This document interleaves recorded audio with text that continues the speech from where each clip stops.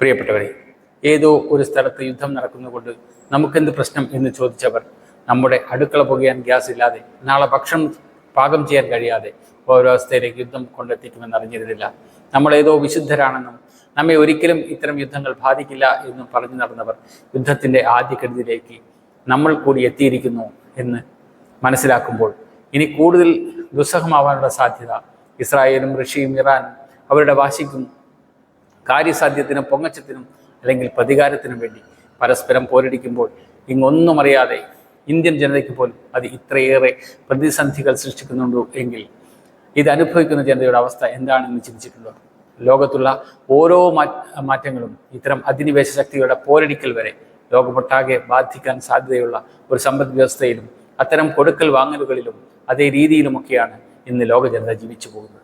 അല്ലെങ്കിൽ തന്നെ ലോകത്തെവിടെ യുദ്ധം നടന്നാലും എന്തൊക്കെ പ്രതിസന്ധികൾ ഉണ്ടായാലും അതൊക്കെ ഏറ്റവും കൂടുതൽ ബാധിക്കാൻ പോകുന്നത് നമ്മൾ മലയാളികളെയാണ്.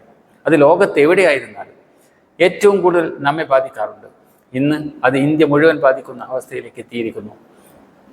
ഇനി യുദ്ധം രൂക്ഷമാകുന്ന ഘട്ടത്തിൽ ഇന്ത്യയും പ്രത്യേകിച്ച് കേരളവും അനുഭവിക്കാൻ പോകുന്നത് ഇതിലേറെ വലിയ കഷ്ടതകൾ തന്നെയാണ്.